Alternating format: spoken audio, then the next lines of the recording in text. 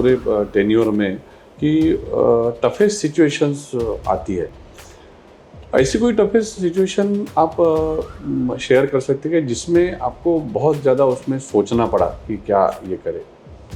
नहीं, अब मैं भंडारा में था, तो एक साकुली के आगे एक गांव था, केवल 70 ही घर थे उसमें। हाँ, बहुत दूर था, जहाँ पे नेटवर्क भी नहीं आ रहा था। वहाँ पे एक फ़ोन आया कि 8 साल की एक बच्ची है, हाँ, वो नहीं मिल रही है, अच्छा। गायब हो गई है। तो विलेज की थी वो? विलेज की, वो बहुत दूर विलेज था एकदम। तो वहाँ पे हम लोग इमीडिएटली हमारे इंस्पेक्टर वहाँ पे गए स्पॉट पे। मैं भी भंडारा से निकला, वहाँ पहुँचा, उसको ढूंढा काफ़ी जगह पे। अब बच्चा है, हो सकता है कहीं वो कुएं में गिर जाए, और वहाँ पे पीछे जंगल भी था, कोई जानवर उठा के ले जाए, या कहीं घर ही भूल गई, वो कहीं चली गई, या कोई रिश्तेदार के साथ चली गई। नेटवर्क भी नहीं आ रहा था वहाँ पे। लेकिन फिर उसके बाद में एक खबर आई कि रात को 3 बजे एक डेड बॉडी को जलाया हुआ है।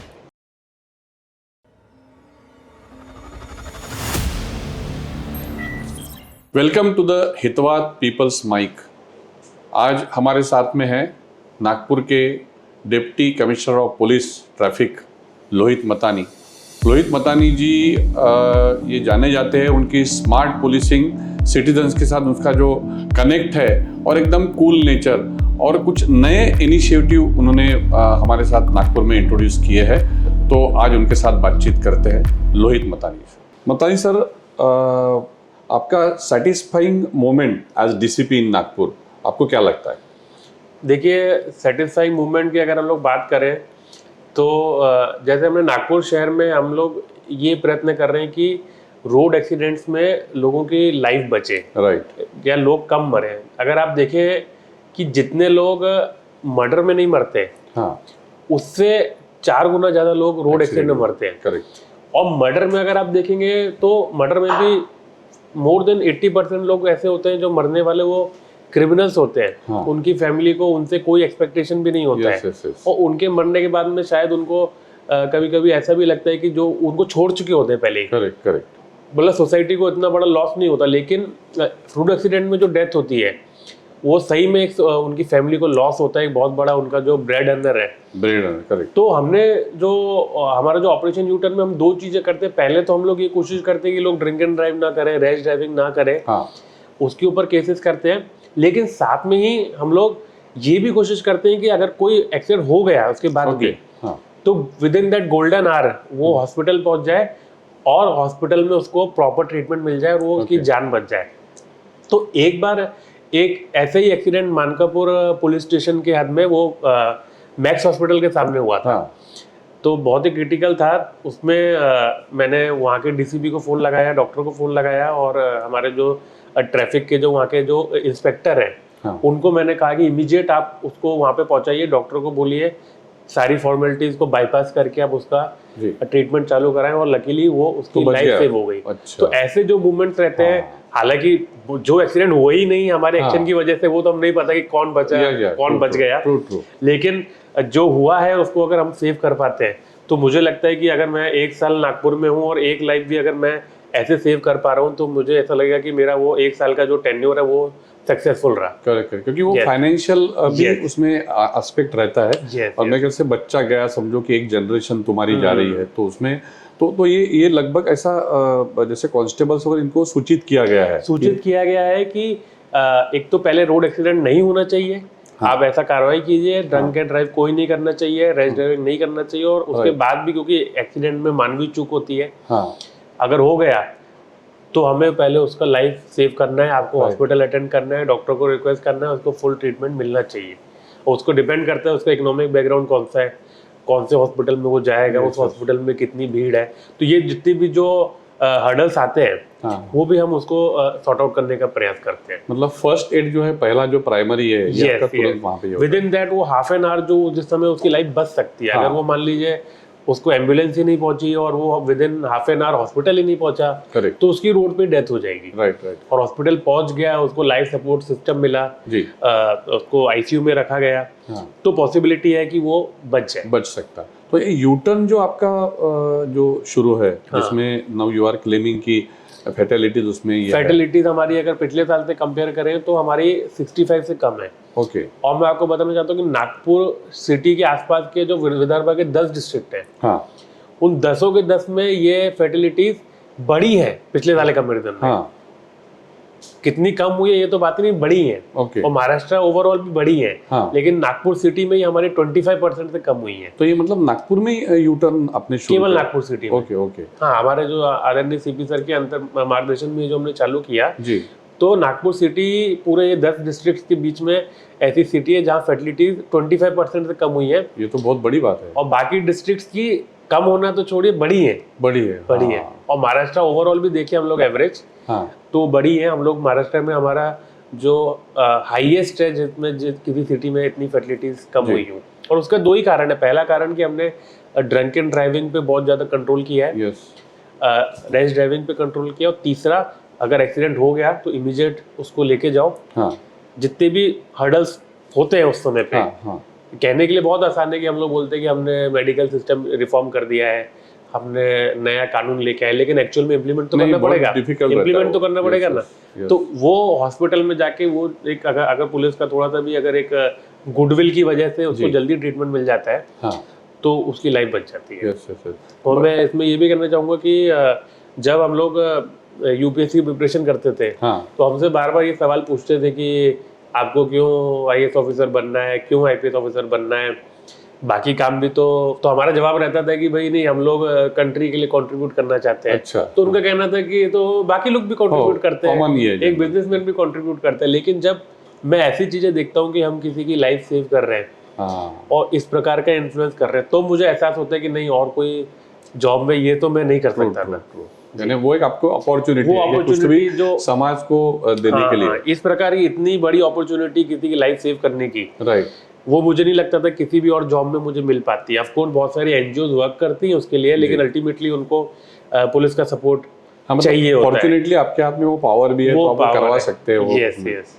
तो इसमें लेकिन यू टर्न की पॉलिसी का ऐसा कोई महाराष्ट्र लेवल पे एडॉप्शन या ऐसा कुछ चल रहा है क्या, मतलब इस संदर्भ में? नहीं, देखिए, यू टर्न के अंतर्गत हम लोग जो चीज कर रहे हैं वो चीजें बाकी लोग भी कर रहे होंगे, हाँ, लेकिन हम लोग फोकस होके कर रहे हैं। हमें ये देख रहे हैं कि भाई कहाँ पे ज्यादा रोड एक्सीडेंट हुए हैं। हाँ, एक एक्सीडेंट सेल हमने बनाया जी, जिसका काम है ये एक्सीडेंट के ऊपर रिसर्च करना। राइट, हर एक्सीडेंट के ऊपर वो रिसर्च करता है, करेक्ट, पुराने एक्सीडेंट्स क्यों हुए, किस लिए हुए। हाँ, अब हम लोग, और इसमें क्या होता है कि बहुत सारी एजेंसीज हैं, जैसे हाईवे है, पीडब्ल्यूडी है, हाँ, बाकी कुछ कुछ एजेंसी है, एमएसआईडीसी भी है, हाँ, और एनएमसी है, एनआईटी है। लेकिन हम लोग इसमें, क्योंकि क्या है कि बाकी एजेंसीज का जो काम है वो लॉन्ग टर्म है, राइट, हम लोग इसमें ज्यादा फोकस करते हैं कि इस एरिया में एक्सीडेंट हुआ है तो हमारा इंटरवेंशन क्या हो सकता है, अकॉर्डिंग की मोटर व्हीकल एक्ट को इम्प्लीमेंट करना, करेक्ट, कार्रवाई करना, डिप्लॉयमेंट करना या बैरिकेडिंग करना, तो जो चीजें हम लोग कर सकते हैं, हाँ, तो उसके ऊपर हम लोग ज़्यादा फोकस करते हैं। और इसमें बेसिकली ये आप जो बोल रहे हैं कि महाराष्ट्र लेवल पे, ऑफ कोर्स उसको जो क्या कहते हैं, हमारे दिसंबर तक हम लोग, हाँ, जो हमारा रिजल्ट रहेगा, जो हमारा एक टारगेट है कि भाई हम लोग 100 से डेथ कम करें पिछले साल के उसमें, तो उसके हिसाब से अगर गवर्नमेंट को अच्छा लगेगा तो गवर्नमेंट उसको ऑफ कोर्स एडॉप्ट करेगी। बरोबर है। और वो टारगेट आप लगभग पूरा कर रहे हैं, मतलब इन अपन बोल सकते हैं। इसमें एक ये है कि जो पोलीसिंग जो होता है, पोलीसिंग में एक डिसिप्लिन होता है। पोलीसिंग अगर पुलिस बोले तो डिसिप्लिन और जिसमें पीपल कनेक्ट, ये बहुत एक इम्पॉर्टेंट एस्पेक्ट है, क्योंकि अभी इस पे ज़्यादा जोर दिया जा रहा है। तो आप पुलिस और मतलब पब्लिक को कैसा कनेक्ट कर पाते हैं? नहीं, जैसे डिसिप्लिन की आपने बात की, तो डिसिप्लिन तो पुलिस का सबसे इम्पोर्टेंट एस्पेक्ट है जी, क्योंकि जितनी स्पीड से हम लोग काम करवा पाते हैं अपने लोगों से, हाँ, या फिर जितना ज्यादा काम बंदोबस्त है, त्योहार है, उसमें भी वो लोग काम कर लेते हैं, राइट, बियॉन्ड ड्यूटी आवर्स भी काम कर लेते हैं, that is only because of जो डिसिप्लिन है। हाँ, कि भाई ये ऊपर से आदेश आया तो आपको करना है, आप मना नहीं कर सकते उसको। हाँ। अगर उसको हम लोग किसी और सेक्टर से कंपेयर करें तो वो नीचे से भी फीडबैक आता है कि नहीं, हमारा घर में ये प्रॉब्लम है, अच्छा, या फिर क्या कहते हैं, हमें दूसरा काम है, हाँ, हमने अगर संडे को काम किया तो हम उसका एक बदली लीव ले लेंगे। ये सब चीजें पुलिस में नहीं होती, तो इसलिए हम लोग उस प्रकार से वो काम करवा पाते हैं, और वो डिसिप्लिन ही है जिसकी वजह से हम लोग अपना लीडरशिप कर पा रहे हैं। ऑफ कोर्स दूसरा जो आपने एस्पेक्ट बोला कि पब्लिक से कनेक्ट करना, तो पब्लिक से कनेक्ट करने के लिए हमारे अलग अलग प्रोग्राम्स चलते रहते हैं, जैसे कि हम लोग पीस कमेटी मीटिंग लेते हैं जी, या फिर क्या कहते हैं कोई त्योहार है तो उसके माध्यम से कनेक्ट करते हैं कम्युनिटीज वगैरह। हाँ, और इवन ट्रैफिक में तो एक तरीके से हम लोग पब्लिक के साथ ही काम करते हैं जी। क्योंकि नागपुर सिटी में आपने देखा है कि बहुत सारी जगह पे कहीं कंस्ट्रक्शन वर्क चल रहा है। हाँ। और लोगों के अलग अलग इश्यूज होते हैं, डेवलपिंग सिटी है। यस। तो डेवलपिंग सिटी है, डेवलपमेंट की तरफ जा रही है, तो लोगों के अलग अलग इश्यूज हैं। लोगों में उतना एक दिल्ली मुंबई से कंपेयर करें तो उतना सिविक सेंस भी कम है। हाँ। तो इनके कंप्लेंट्स कंटिन्यूस आते रहते हैं। okay. और उस कंप्लेंट के ऊपर से हम लोग बहुत सारा हमारा काम भी उस पर निर्भर करता है। हाँ। क्योंकि हम लोग एक रेगुलर जो पुलिसिंग ट्रैफिक के संबंध में करते ही हैं जी। हमारे टारगेट्स है, जो मेन टारगेट जैसे हमारा है कि डेथ को रिड्यूस करना है। राइट। लेकिन बहुत बार ऐसा होता है कि भाई उसके घर के सामने किसी की गाड़ी खड़ी है। हाँ। या फिर क्या कहते हैं उसका यू टर्न लेके आना पड़ रहा है उसको। हाँ। डिवाइडर में कट होना चाहिए। हाँ। या फिर उसके घर के सामने किसी ने मंडप डाल दिया, वहीं पे उसमें शादी हो रही है। तो ये बहुत सारे इश्यूज पब्लिक के रहते हैं, और इन छोटे छोटे इश्यूज को हम लोग कंसीडर करते हैं। ओके। और उसको सॉल्व करते हैं। जैसे कि हमारा कपिल नगर के एरिया में उनके जो सीमेंट रोड नया बना हुआ है जी, तो उधर से कंटिन्यूअस वहाँ पे कंप्लेंट आ रही थी कि भाई हमारे घर के सामने ट्रक्स पार्क हो जाते हैं। ओके। तो अब उसका क्या इलाज है? वो पहली बात तो वहां से लोग जा रहे हैं तो पार्क कर दिया वो रोड साइड उन्होंने। उस पर आप कार्रवाई भी करोगे, कितना करोगे? बाद में हमने डिसाइड किया कि हम लोग जो कुछ स्टोन बैरिकेड्स होते हैं हाँ। वो इतनी दूरी पे रखें कि उसमें से केवल 4 व्हीलर ही जा पाए। हाँ। तो ये उनके जो मैसेजेस या फिर जो उनके कंप्लेंट्स आए, हमने जो ट्रैफिक मित्र का नंबर भी दिया है, तो उसके ऊपर से ये सजेशंस आते रहते हैं सारे के सारे। तो हमने स्टोन बैरिकेड्स रख दिए, और स्टोन बैरिकेड के अंदर से ट्रक जा नहीं सकता। हाँ। लेकिन बाद में फिर उनका कंप्लेंट आया कि अब तो स्कूल बस भी नहीं जा पा रही है। अच्छा, तो अच्छा, एक प्रॉब्लम रिजॉल्व करने के लिए हाँ। तो वो उसी के ऊपर से फिर हमने एक स्कूल बस के लिए अलग से ये दिया। अच्छा। फिर उनका कंप्लेंट आया कुछ और लोग उसी कॉलोनी से कि बोले हमारे खुद के ट्रक तो आने दो। तो हमने कहा कि वो आप फिर बाहर रख लो। तो इस प्रकार से ट्रैफिक की अगर हम लोग बात करें तो ट्रैफिक में कंटिन्यूअस हमको क्या कहते हैं पब्लिक से सजेशंस आते रहते हैं, और पब्लिक से हम लोग एंगेज कर पाते हैं। हालांकि बहुत बार ऐसा भी होता है कि बहुत सारे इश्यूज रहते हैं, जो जैसे मैंने ये इशू बताया जिसके अलग अलग एंगल्स हैं। राइट। वैसे ही हर एक इशू के अलग अलग एंगल है, जैसे ट्रेवल्स का सिटी में पार्क होना या नहीं होना। हाँ, वो एक इशू चल रहा है। उसके अलग अलग एंगल्स है। कोई उसको क्या कहते हैं बोलेगा कि नहीं होना चाहिए, लेकिन कोई उसमें ट्रेवल करा तो वो चाहेगा कि भाई मेरे आउटर रिंग रोड पे क्यों आप ये मतलब करोगे? कोई सिक्योरिटी का इशू भी ले रहे कि लड़कियां वहां उतर रही तो फिर वो कैसे आएगी? तो उस हिसाब से फिर हमको क्या कहते हैं सभी एंगल्स को देख के, तो इसमें मतलब पब्लिक पार्टिसिपेशन जो है ये जितना बढ़ेगा, जैसे आपने बोला ट्रैफिक सेंस वाला, तो पब्लिक पार्टिसिपेशन जितना बढ़ेगा उतनी मेरे ख्याल से आपकी भी जॉब इजियर होगी, इजी हो जाती है। इफ पीपल अगर उसको समझ लेते हैं कि कैसा ये होता है, क्योंकि हम लोग तो काम ही पब्लिक के लिए कर रहे हैं। हाँ हाँ, उनके सुविधा के लिए कर रहे हैं, और हमने कोई स्टेप लिया जिससे उनकी सुविधा ना होते हुए उल्टा और परेशानी हो गई जी, तो हमको फिर स्टेप वापस भी लेना पड़ता है। राइट। या कभी उसमें कुछ अमेंडमेंट करने पड़ते हैं। हाँ। अब जैसे कि हमने ये देखा कि जो सबसे ज्यादा एक्सीडेंट्स होते हैं उसमें मारने वाला जो एक्यूज का जो व्हीकल होता है वो हैवी व्हीकल होता है। okay. ट्रक और दूसरे हैवी व्हीकल होते हैं। तो हमने एक डिसीजन लिया कि नहीं, ये केवल रात में 10 से 6 ही चलेंगे, सिटी में नहीं आएंगे, जैसे मुंबई वगैरह दूसरी सिटी में है। फिर उसके बाद में हमने पॉइंट्स लगा दिए, 7 पॉइंट्स एंट्री पॉइंट्स है हमारे सिटी के आउटर रिंग रोड के अंदर। हाँ। वहां पर डिप्लॉयमेंट कर दिया। तो डिप्लॉयमेंट करने की वजह से, लेकिन फिर उसके बाद में उनके जो एक्चुअल में जो लोग वो उससे बिजनेस कर रहे थे व्हीकल से, चाहे वो अपने क्या कहते हैं इतवारी मार्केट के लोग हो, चाहे वो अपने MIDC के लोग हो, चाहे वो बहुत सारे लोग, इवन मीडिया का भी जो मटेरियल आ रहा था, तो उनके सजेशंस आए कि नहीं इस तरीके से तो पॉसिबल नहीं रहेगा। फिर हमने एक पूरा मीटिंग उनका बुलाया हमारे हॉल में, 2-2.5 घंटा CP सर ने और मैंने उसको पूरा सुना। ओके। फिर हमने डिसीजन लिया कि चलिए ठीक है, दोपहर में भी आप 4 घंटे आइए, लेकिन आप उसके बाद में डॉक्यूमेंट है कि नागपुर में उसको काम है। अदरवाइज नहीं तो क्या होता है कि जिन लोगों को नागपुर में काम नहीं है वो लोग जस्ट कोई टोल प्लाजा अवॉइड करने के लिए या फिर थोड़ा सा शॉर्टर रूट बन जाएगा उसके चक्कर में नागपुर सिटी के थ्रू वो जाते रहते हैं। अच्छा, तो बेसिकली मैं कहना चाह रहा हूँ कि पहला डिसीजन भी हमने पब्लिक की प्रॉब्लम पे ही लिया था, लेकिन जितना ज्यादा पब्लिक का एंगेजमेंट रहता है उतना ज्यादा प्रॉब्लम सॉल्व हो पाती है। और समय पे मेरे ख्याल से आपको थोड़ा सा अपडेट करके या कई बार ऐसे कुछ डिसीजंस लेते पड़ने होंगे, जैसे कोई आपने जैसा हॉस्पिटल वाला लिया या जो कुछ भी है, ये एक टाइमली है कि कांस्टेबल क्या करता है। बट इसमें एक मुझे ऐसे एक मजेदार कुछ चीजें हमारे ध्यान में आती है कि कभी कभी एक क्राउड मेंटेलिटी होती है जो फेस्टिवल्स में जनरली नजर आती है। दूसरा एक ऐसा कभी रहता है कि अगर एक आधे कांस्टेबल ने रोका किसी गाड़ी को, सिग्नल जंप करता है या कुछ करता है, तो वो बोलता है कि ठहरो मैं अभी मतानी साहब मेरे बहुत अच्छे दोस्त है और मैं उनको फोन करता हूँ वगैरह वगैरह वगैरह।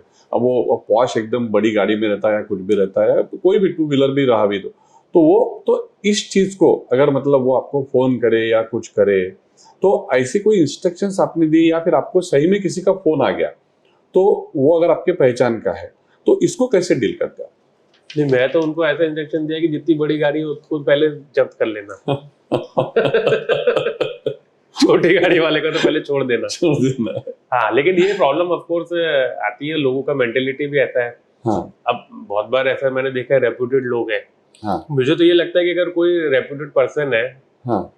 और उसके हाथ से गलती हो जाए, उसने तो चुपचाप चालान भर के या फिर करके उसमें चला जाना चाहिए। करेक्ट। वो अपनी रेपुटेशन खराब कर रहा है कि नहीं, कि फोन करके कोई बात नहीं, बोले मैंने ड्रिंक करके चला लिया था। हाँ। तो ये तो बता रहा है ना। हाँ। अब मेरे मन में तो उसकी एक अच्छी रेपुटेशन है। राइट। अब वो खुद ही बता रहा है कि रात को 12 बजे फोन करके कि मैं ड्रिंक करके निकला था, इन्होंने मुझे पकड़ लिया। तो अब ये बात तो मेरे को पता नहीं था ये ऐसा करता है। हाँ। ये तो उसने मेरे को बताया। इससे अच्छा तो वो कोर्ट में जाके चालान भरता था 12,000 रुपए का। तो लोगों का एक मेंटेलिटी इस तरीके से रहता है, या चुपचाप वही सुन भी लेता वो वहां पे, तो जो भी पुलिस बोल रहा है तो क्या करने वाला था, वो तो उसका लाइसेंस जब्त करके और उसको कोर्ट में चालान भेजने वाला था। लेकिन एक ये जो थोड़ा सा जिसको मैंने सिविक सेंस बोला, हाँ हाँ, यह मेंटेलिटी, ये थोड़ा सा हमको डील जरूर करना पड़ता है। और मुझे तो फिर भी क्या कहते हैं, मैं जनरली एंटरटेन नहीं करता कोई ऐसे फोन करे तो। हाँ। मैं आर्ग्यू भी नहीं करता, मैं बोलता हूँ मैं बिजी हूँ, थोड़ा लगाता हूँ। हाँ।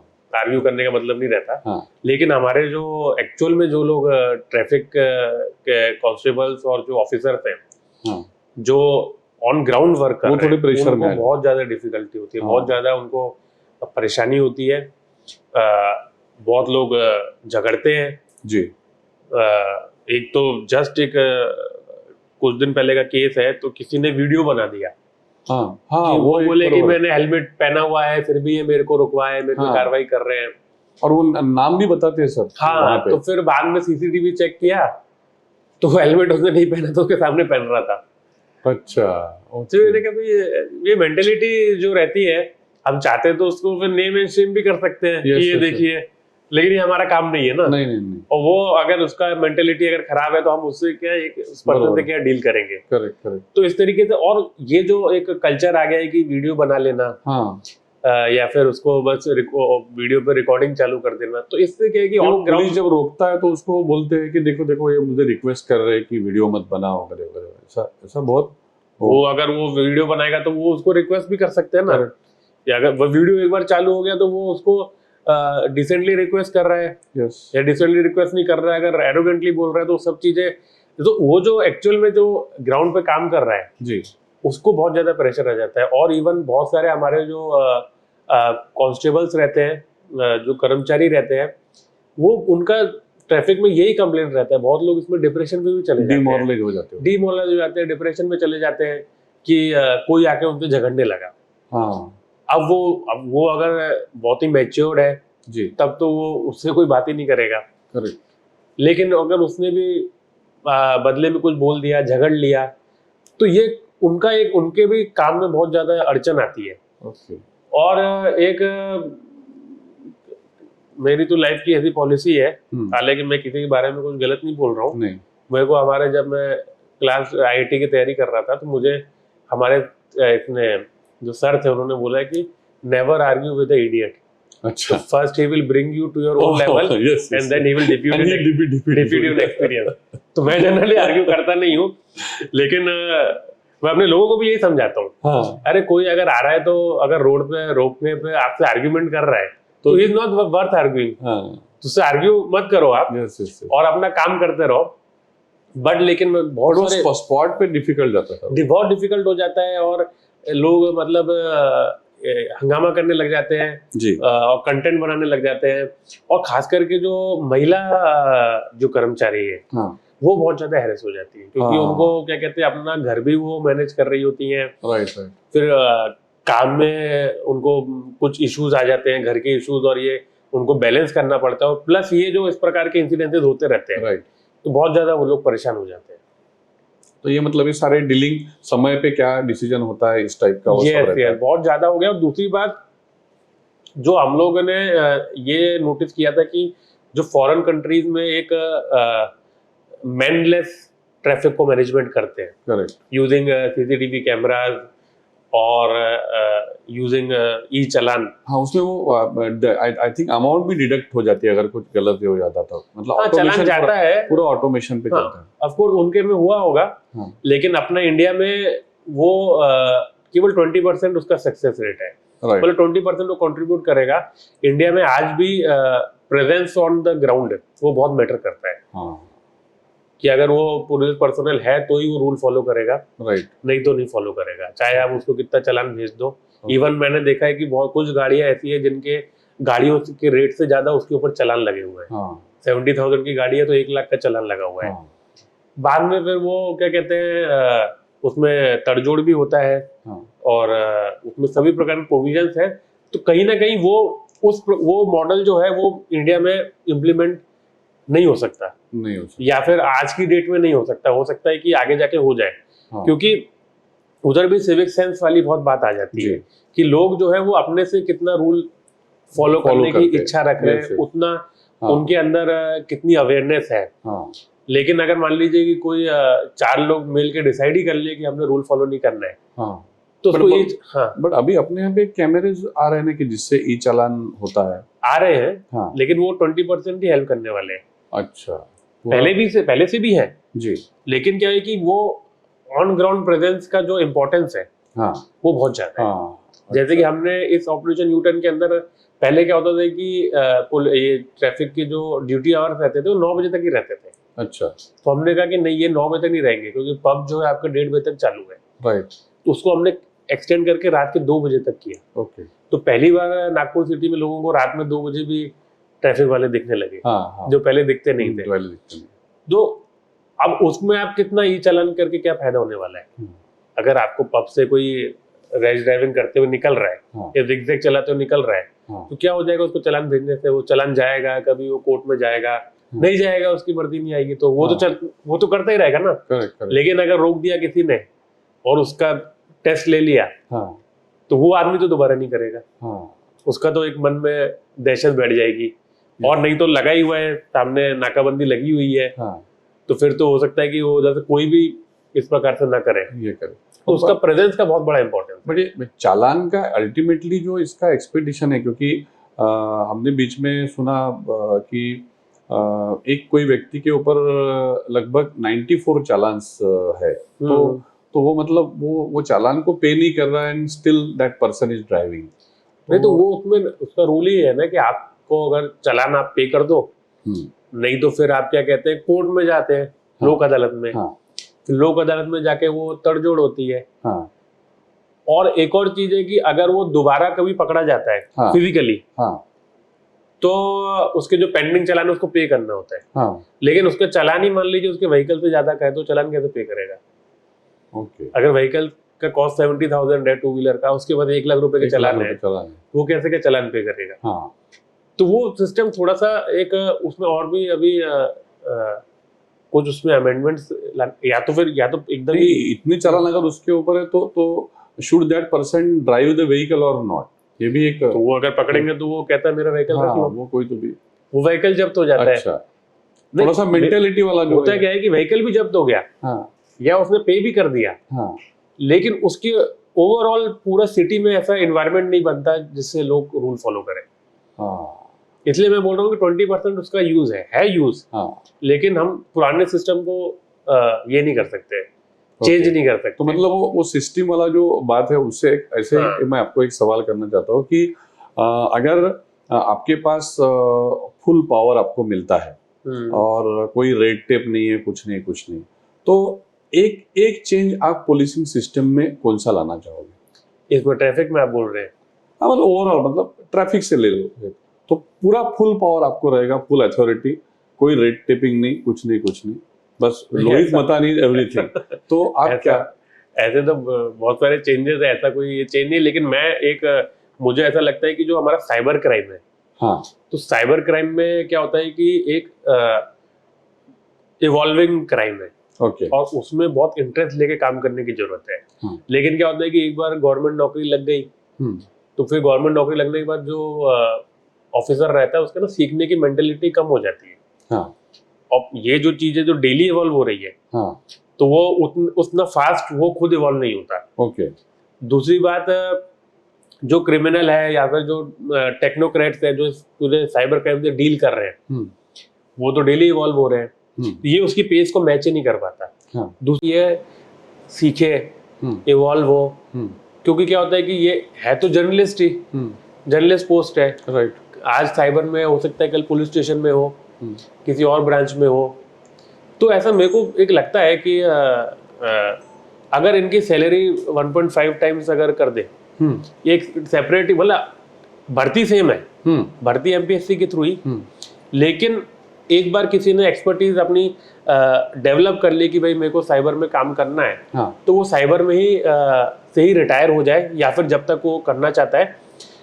और हर अगर ऑफिसर है तो हर 2 साल में, हाँ, और अगर कर्मचारी है तो हर 5 साल में उसको प्रूव करना पड़े कि क्यों उसको वहां पर कंटिन्यू करना चाहिए, उसने कौन सा डिग्री प्रोग्राम किया, उसने कौन सा डिप्लोमा लिया, क्या अपग्रेडेशन किया, अपने नॉलेज में क्या अपग्रेडेशन किया, राइट, और कितना रिकवरी किया, ये उसको प्रूव अर्न करना पड़े, मतलब बेसिकली। ओके, कि मैंने इतना पढ़ाई किया या फिर मैंने इतना, मेरा नॉलेज लेवल बढ़ा है। हाँ, और उसको वो जो थोड़ा सैलरी में हाइक, हाँ, बाकियों से, हाँ, वो होना चाहिए। ओके, मतलब बाकियों की सैलरी से अगर 1.5 टाइम्स हो, तो उसको वो मोटिवेशन रहेगा कि मुझे यहाँ पे कंटिन्यू भी करना है, और कंटिन्यू करने के लिए मुझे पढ़ते भी रहना है, हाँ, और इवॉल्व भी होते रहना है। हाँ, तो फिर ये जो गैप है अभी, हाँ, जो साइबर क्रिमिनल्स जो आगे जा रहे हैं, जिस स्पीड में टेक्नोलॉजी को एडॉप्ट कर रहे हैं, ओटीपी हैज गॉन, अभी बहुत सारी बाकी सिस्टम्स आई। अभी क्या होता है कि ये जो जितने भी सिस्टम्स आते हैं, जब तक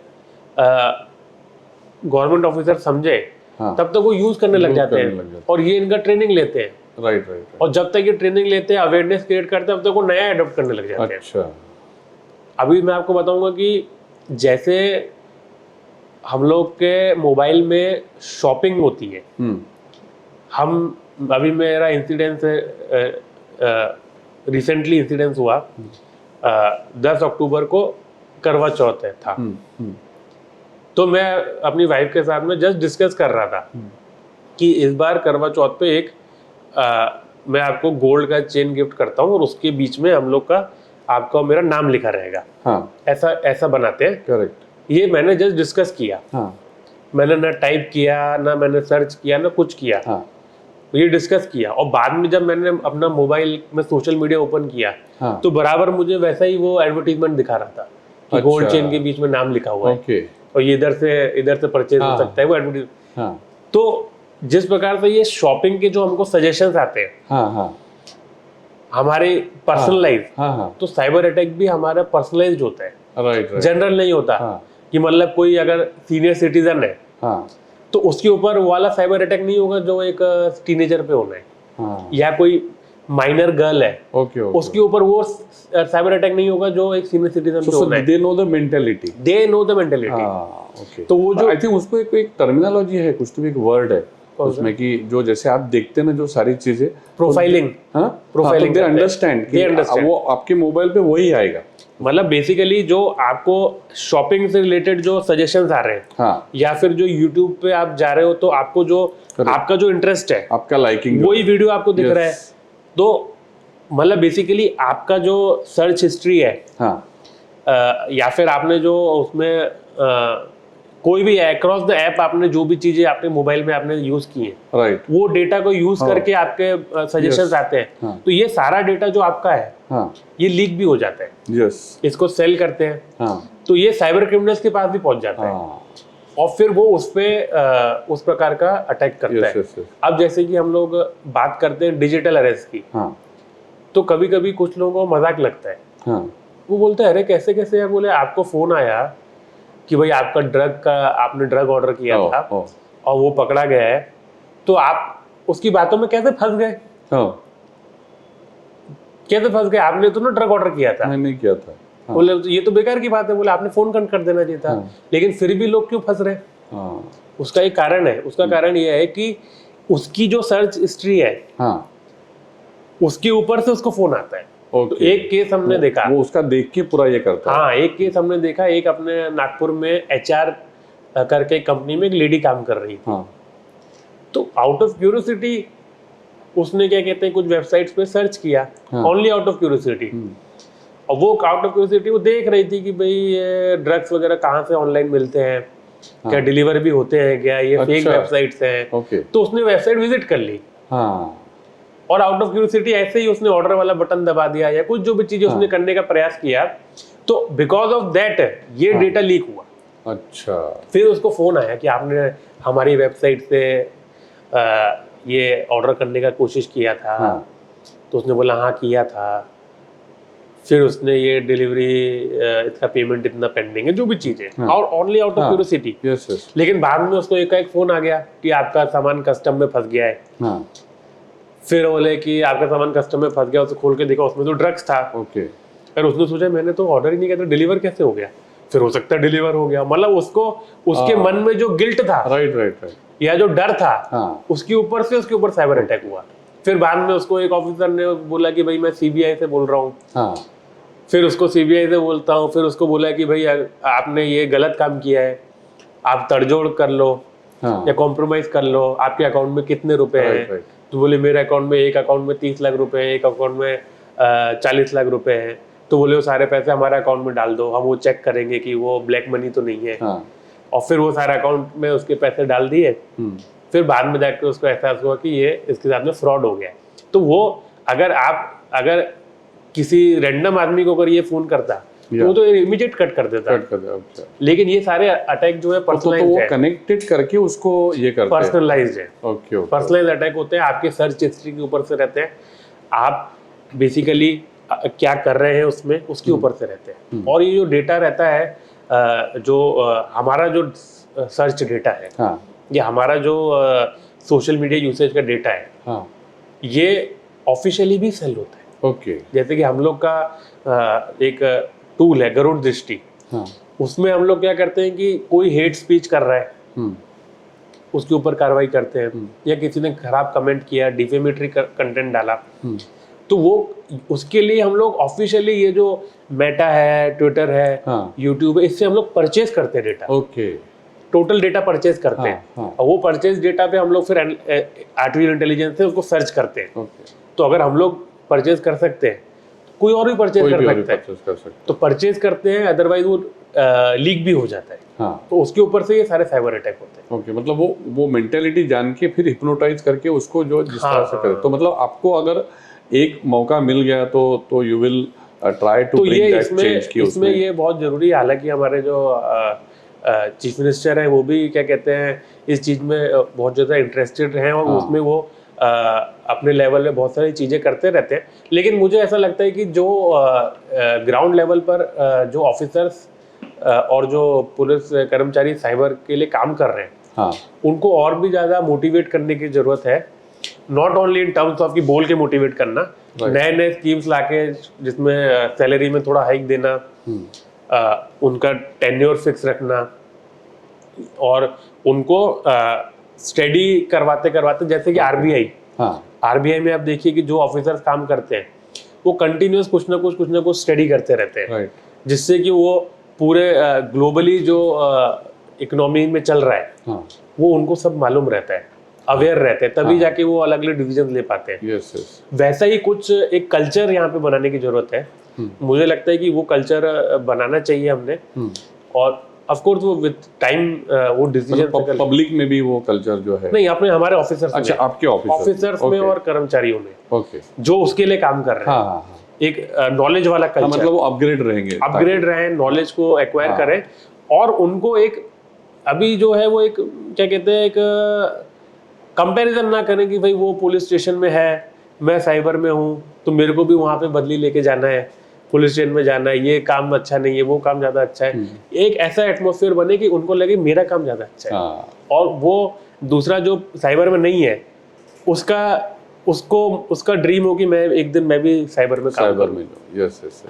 और इसको रहे कि भाई नहीं, मुझे इसमें कंटिन्यू करना है, हटना नहीं है यहाँ से। मतलब इसका अपग्रेडेशन इस तरह से होना चाहिए कि जैसे तो टॉम जेरी को पकड़ ही नहीं पा रहा है, क्योंकि जेरी जान के लिए भाग रहा है, और टॉम जो है तो वो जो दो चीजें है कि अपने को टॉम जेरी जैसा बनना पड़ेगा, तो वो अपग्रेडेशन अगर अभी हमारे ऑफिसर सब टैलेंटेड है, सब क्रिमिनल से ज्यादा एफिशिएंट है, और क्रिमिनल से ज्यादा नॉलेजेबल है, लेकिन ये जो एक सरकारी नौकरी की मेंटेलिटी रहती है कि भाई अभी नौकरी है, कुछ नहीं हो सकता, सीखने की जरूरत नहीं है, ये बदलने की जरूरत है। और दूसरा कि मेरे को इसमें काम नहीं करना है, दूसरे में काम करना है, वो मेरे से बेहतर है। उल्टा होना चाहिए कि ये इसको लगे कि मैं आज एक बेहतर पोजीशन पे हूँ, और मैं अगर सीखूंगा नहीं तो मेरे को वहाँ बदल के वहाँ भेज देंगे, मतलब सुपीरियरिटी जो है उसको लगनी चाहिए, वो उसमें आनी चाहिए। तो इस प्रकार के कुछ मेजर्स अगर हम लोग लें, जिससे इस प्रकार का कल्चर बन जाए, तो बहुत हो सकता है कि साइबर क्रिमिनल से ज्यादा इफेक्टिव हमारे ऑफिसर्स हो जाए। इसमें एक जैसे आपके पूरे टेन्योर में कि टफेस्ट सिचुएशंस आती है, हर बार आती है ऐसा नहीं है, ऐसी कोई टफेस्ट सिचुएशन आप शेयर कर सकते हैं जिसमें आपको बहुत ज़्यादा उसमें सोचना पड़ा कि क्या ये करे? नहीं, अब मैं भंडारा में था, तो एक साकुली के आगे एक गांव था, केवल 70 ही घर थे उसमें, बहुत दूर था, जहाँ पे नेटवर्क भी नहीं आ रहा था। वहाँ पे एक फ़ोन आया कि 8 साल की एक बच्ची है, वो नहीं मिल रही है, गायब हो गई है। तो विलेज की थी वो? विलेज की, वो बहुत दूर विलेज था एकदम। तो वहाँ पे हम लोग इमीडिएटली हमारे इंस्पेक्टर वहाँ पे गए स्पॉट पे, मैं भी भंडारा से निकला, वहाँ पहुँचा, उसको ढूंढा काफ़ी जगह पे। अब बच्चा है, हो सकता है कहीं वो कुएं में गिर जाए, और वहाँ पे पीछे जंगल भी था, कोई जानवर उठा के ले जाए, या कहीं घर ही भूल गई, वो कहीं चली गई, या कोई रिश्तेदार के साथ चली गई, नेटवर्क भी नहीं आ रहा था वहाँ पे। बहुत हमने ढूंढने का प्रयत्न किया, सारे घर ढूंढे, अच्छा, कि कहीं इस घर में तो नहीं है, उस घर में तो नहीं, क्योंकि उसमें हर प्रकार की पॉसिबिलिटी हो सकती है, कहीं वो कुएं में गिर गई, पीछे तालाब भी था उसमें गिर गई। तो कितने पॉपुलेशन का विलेज था? 70 घर थे केवल, 70 घर थे केवल, बहुत छोटा विलेज था। वो मिली नहीं। फिर नेक्स्ट डे फिर हमने फिर से स्टार्ट किया उसको ढूंढना, फिर जगह जगह पे ढूंढा, जंगल में जाकर ढूंढा, यहाँ टीम भेजी, पूरा कॉम्बिंग किया, सारे रिश्तेदारों को फ़ोन लगाया, सभी घर चेक किए, फिर भी नहीं मिली। नेक्स्ट डे भी नहीं मिली, मतलब उस दिन रात में नहीं मिली, नेक्स्ट डे पूरा नहीं मिली। लेकिन फिर उसके बाद में एक खबर आई कि रात को 3 बजे एक डेड बॉडी को जलाया हुआ है पीछे खेत में। अच्छा। जो अपना ये धान का जो ये रहता है, उसके ऊपर उसके हीप के ऊपर में एक बॉडी को जलाया हुआ, वो बच्ची की बॉडी है। अच्छा। तो फिर ये तो कंफर्म हो गया कि भाई ये किसी ने उसको मारा है। अरे बाप रे। तो ये तो कंफर्म होता है। फिर हम लोग वहाँ पे जाते हैं कि भाई अब इसको किसने मारा होगा, क्योंकि दिख ही नहीं रही थी। फिर कंटिन्यूस हमने फिर लोगों को इंट्रोगेट करना चालू किया, जो सस्पेक्टेड हो सकता है। वो उसके माता पिता रहते थे घर में। अब कहीं उसका क्या कहते हैं, माता जी का कोई इलीगल अफेयर ना हो, या बाप का अफेयर ना हो, कौन मार सकता है। वो बलि का भी रहता है कुछ। हाँ, सभी एंगल रहते हैं वो गांव में। तो उस प्रकार से बहुत लोगों को इंट्रोगेट किया, और कुछ लोगों को अरेस्ट भी हम लोगों को करना पड़ा आउट ऑफ सस्पिशन। फिर अल्टीमेटली 7 दिन बाद समझ में आया कि उसके घर से 5 घर दूर पे एक लड़का रहता है, वो माइनर 17 साल का। और उसकी मदर स्कूल में टीचर है, जिस स्कूल में ये बच्ची जाती थी, 8 साल की बच्ची थी। तो टीचर ये जब घर से स्कूल से वापस आ रही थी घर की तरफ, तो टीचर ने उसको बोला कि हम लोग मार्केट में साथ में जाएंगे। तो ये अपने घर में वापस आ गई और इसकी टीचर क्या कहते हैं, वो तालाब के पास में कपड़े धोने चली गई। तो उस समय पर ये उसको घर पे गई उसकी टीचर के कि भाई मार्केट में जाना है साथ में करके, तो वो थी नहीं, वो लड़का था। तो उस लड़के ने उस समय पे उसका मर्डर कर दिया और मर्डर करने के बाद में फिर उसके घर के पीछे जो झाड़ी वगैरह थी उसमें गड्ढा करके उसमें उसको डाल दिया, ताकि कोई ढूंढ भी रहा था तो मिल नहीं रही थी। तो क्या रीजन था? मतलब रेप एंड मर्डर कर दिया। ताकि कोई बताए नहीं, कोई मतलब रेप कर दिया, फिर अब उसके बाद में वो किसी को बताएगी इसलिए मर्डर कर दिया। फिर वो गड्ढे के अंदर उसने उसको डाल दिया। वो गड्ढे के अंदर डाल के ऊपर झाड़ी वगैरह जैसे पहले दिख रहा था, तो अब किसी को पता ही नहीं चल रहा है कि ये एक्चुअली में गई कहाँ। अरे बाप रे। फिर और उसके बाद इसको लगा कि भाई ये लोग बहुत ढूंढ रहे हैं, तो इसने उठा के उसको रात में 3 बजे 4 बजे उसको जला के वापस आ गया। तो इस प्रकार का ये एक केस हो गया। ऐसे बहुत सारे केसेस हैं जो हमको एकदम सोचने में मजबूर कर देते हैं कि एक्चुअली में इसके पीछे का क्या स्टोरी है और क्या उसका ये होगा, राज होगा, क्या मोटिव होगा, क्या मोटिव होगा। और लोगों का जो जैसे मैंने बताया कि कभी भी कुछ भी मेंटेलिटी लोगों की खराब हो जाती है, तो वो भी एक हमको जो सोसाइटी में डील करना पड़ता है, वो कभी कभी बहुत टफ हो जाता है। मुश्किल था, क्योंकि उनकी फैमिली को पहले तो सांत्वना देनी वो एक बहुत बड़ा मुश्किल काम। फैमिली को सांत्वना देना, सोसाइटी की तरफ से अलग अलग जो प्रेशर ग्रुप्स है उसका प्रेशर झेलना, मीडिया का प्रेशर झेलना, और इस सब के बीच में माइंड इतना फ्रेश होना चाहिए कि उस पर आप माइंड अप्लाई कर सको। बहुत बड़ा टफ है ये। वो एक टफ काम हो जाता है। बहुत अच्छा लगा आप आए तो और हमारे साथ बातचीत की पूरा खुल के एकदम। मजा आ गया। We all enjoyed. Thank you very much.